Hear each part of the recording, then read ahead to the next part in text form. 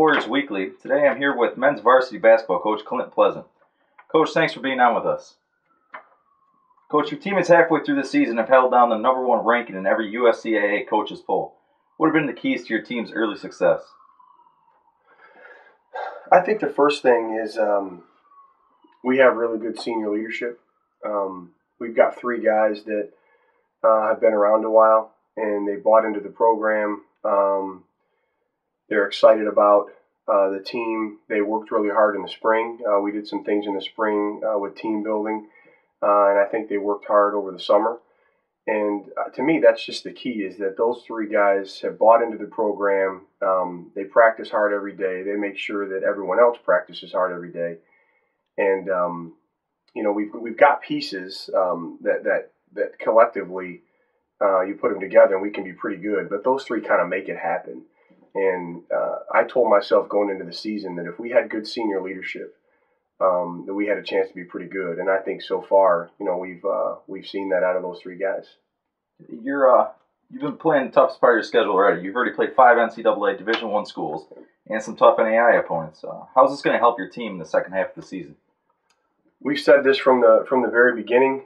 My dad has said it for years. But when we play a schedule like that, it does nothing except prepare us for going down the stretch. It makes us better. We're able to find areas where we're weak because we're playing players that are just as good as we are, if not better than we are.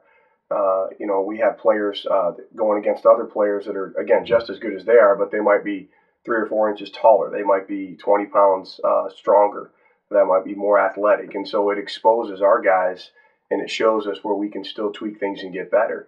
And some people might think that that's a bad thing because, we might lose a few of those games and we might have a stretch where, we lose 3 or 4. I guess I see that the other way. I see that it's an opportunity for us to challenge ourselves. It's an opportunity for us to get better. It's an opportunity for us to gain confidence. And it's an opportunity for us to see where we have weaknesses, and then we can go into practice, especially in January, and get better. And I think probably more than anything, it's an opportunity to deal with some adversity. It's easy to play when everything is going well. It's easy to play when you win by 20 points. It's easy to play when you're shooting the ball, 50% as a team, from the floor. But now when you have some adversity, and when you've got somebody that's pressing you hard on the wing or playing you full court or pushing you around a little bit, now you kind of see what guys are made of, and you see if guys are going to fight through things. You see how the leadership's going to be. You see how guys are going to respond out of a halftime situation. And I think that's a good thing because adversity, I think, kind of teaches us who we really are. And so far, the tough schedule we have in place has really worked, I think, to our benefit because every team we played very tough. We've had a chance to win every guarantee game we've had a chance to win with 5 to 10 minutes to go. So hopefully, not only have we gotten better, but it's given our guys some confidence as we go down the stretch. Junior Jermel Hogan has been a dominating force this season. What can you tell us about his play this season? I guess I'd rather talk about, the team. I think Jermel is one piece of the team. And obviously Jermel's a fine player. One of the things we've done with Jermel is we've allowed him to play more on the perimeter. And so he has different guys guarding him. And one thing Jermel has done is the last year and a half, he's really developed as a complete player. When he came in, he was just kind of a scrappy guy that just kind of, would bang inside and get offensive rebounds. And he's developed into a guy that can shoot the ball. He's developed into a guy that can pass it, that can handle it. Although he does, he has more turnovers than I would like at this point. But he's a guy that's just found a way to score in different ways. But he's got different guys guarding him than maybe he would have his first year here. The other thing is we've got someone like Stephen Henning, who's got 70 assists on the year, and so Stefan's getting him the ball. Stefan believes in him, and Stefan's giving him the ball. So there's credit there. We've got a guy like Rick Dorn who typically draws the other team's biggest player, and so that has a smaller guy on Jermel, which plays to Jermel's favor because he can play on the perimeter. So because of the kind of defensive assignment that Rick will draw, that helps Jermel. we have guys that screen for him and help him get open. So I think Dramel is just a piece of the whole team. But obviously, you give credit to Dramel. He's playing well. I'm proud of him. And maybe even more so than his ability to score is Dramel has really done a good job defending, and he's done a good job rebounding. And I think he's got potential to maybe even blossom into a leader as you look, to next year. So I'm happy with his play, but I think most importantly, when you look at our team, Dramel and Rick, I think are right around somewhere between 12 and 15 points a game. And then we have 4 or 5 guys that are basically right around 7 to 8 points a game. That's pretty balanced. That tells me that we don't have really one guy that carries us.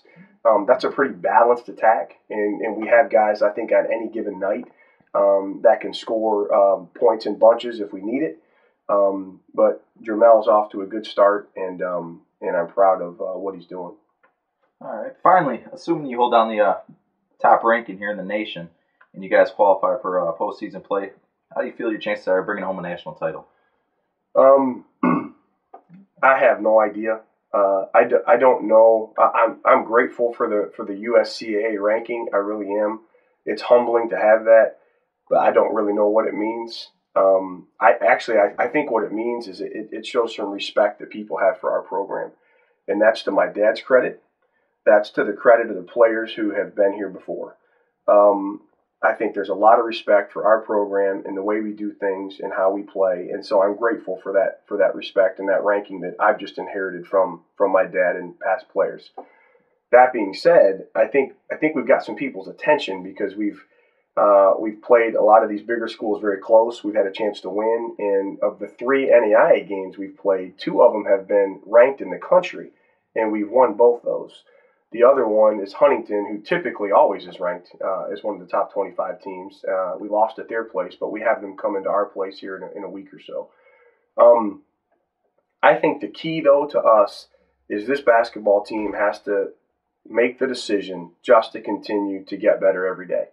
And if they come in and we practice hard every day in January and then into February, and we focus just the game that's in front of us, I think we're going to have a chance to go to the national tournament if we're invited and have a chance to do something special.